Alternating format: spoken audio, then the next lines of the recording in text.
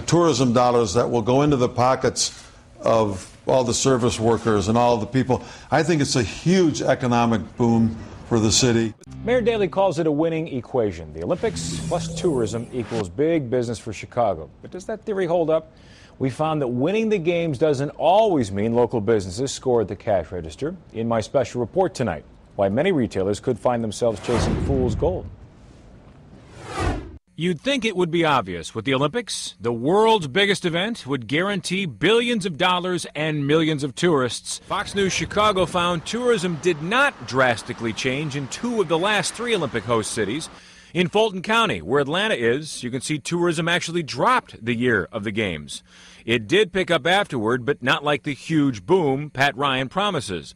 In the case of Australia, the number of international tourists did pick up for the 2000 Olympics, but again, as you see, the numbers go back to their pre-Olympic levels. The only exception, Athens. The capital of Greece attracted 2 million more tourists the year after the Olympics than it did before the Olympics. There are very few cases that you can look at in the world where the Olympics has induced a significant change in economic activity. The numbers are no surprise to Olympic expert Robert Boddy at Lake Forest College. The Olympic Games themselves are more like the circus coming to town, and you put up the big top, you take it down, and you leave. Only this time, instead of 3 rings, there are 5 rings. And like the circus, Boddy says attracting visitors before and after the games is like walking a tightrope. What you don't account for is people who don't come to the city as a consequence of the games who would otherwise have come to the city. You have a lot of conventions who are price sensitive, who know that the prices for hotels and the prices for restaurants, parking, all of those tourist-related things will go up in price, and they'll stay away from the city. As for the tourists who do come for the games, Boddy believes there's no guarantee they'll return. Chicago is not an undiscovered city. Most of the people that are coming to the Olympic Games are people that know these cities, know the big attractive cities in the world. So this idea that there's going to be some kind of surprise and people are going to be coming back to the city for years to come, I think is exaggerated. But some folks are already tallying up the costs and the benefits and trying to figure out who might get stuck holding the bag. Do city taxpayers have a reason to be worried once the glow wears off? Probably so. Yeah. Edward Stewart of Northeastern Illinois University shines the harsh light of economics on the city's efforts to grab the games.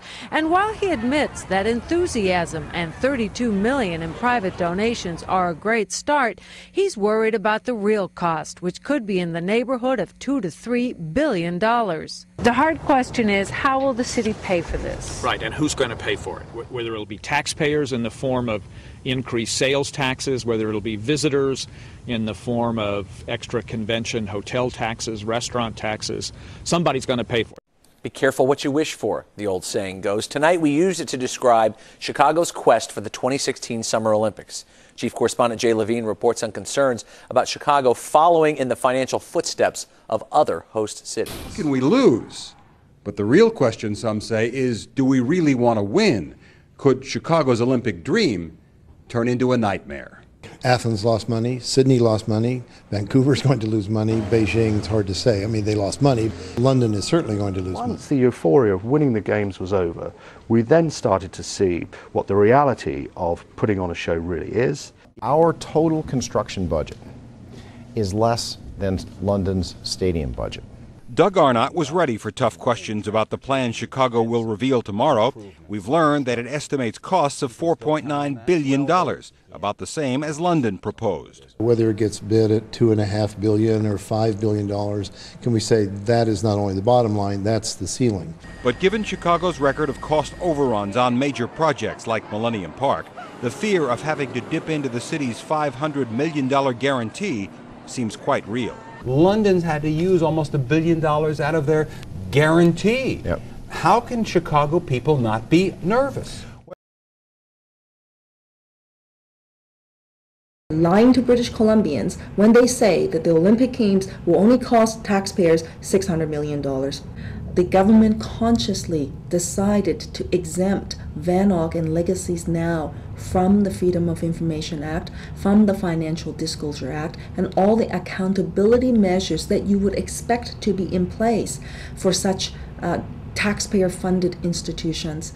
Hoover, we've heard promises from Gordon Campbell, the Premier, saying that the Olympics aren't going to cost $1. And we've heard promises from John Furlong that there is no possibility, zero chance whatsoever that we're going to go over budget. And so it's going to be on time, on budget. And there's going to be lots of BC, wouldn't it? And if it's not? It's going to be on time, on budget. And if it's not? It's going to be. Taxpayers in BC's largest city are on the hook tonight, big time. Vancouver city planners dropped a bombshell late today, announcing the Olympic Athletes Village money pit is far deeper than anyone could have imagined. Now, with the financial implications much clearer tonight, here's what Vancouver's mayor is saying. The Olympic Village is a billion-dollar project, and the city taxpayers are on the hook for all of it. We know now why the previous city government didn't want to talk about the deal that they'd made. The arrangements were not in the public's interest.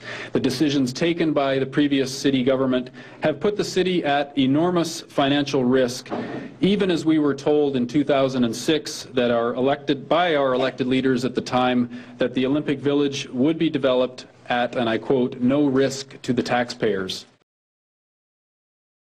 Allowed to use. Yeah, taxpayers are always told the Olympics are not going to go over budget by a penny. We have the famous quote by the mayor of Montreal, Mayor Drapeau, saying Olympics could not possibly go over budget as a man could have a baby. Something along those lines. The famous quote by Mayor Drapeau. And of course, Montrealers just finished paying for the Olympic Stadium just this year, and that was in 1976. So, 31 years later, Montrealers are just paying off the bill. The Parliamentary Public Accounts Committee has released a report on Olympic spending.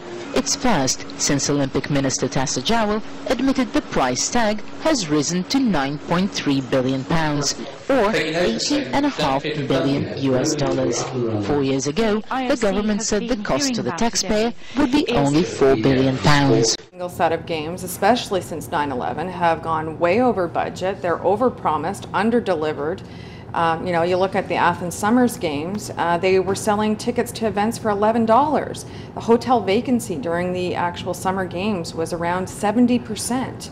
It downgraded Greece on the EU financial standing. I mean, it's had long-term impacts for taxpayers in that province, and it certainly skirted all of their other priorities down to the bottoms for what, 18 days of games? Direct games-related costs for all planning and operations, this is very important, will be covered entirely by private funding sources, such as sponsorship marketing, broadcast rights, and ticket sales. That the Olympic Village would be developed at, and I quote, no risk to the taxpayers. The big loser is you and me. And all of us who pay our taxes and expect that we're going to get services for the money we pay for in taxes to all levels of government, we're the losers.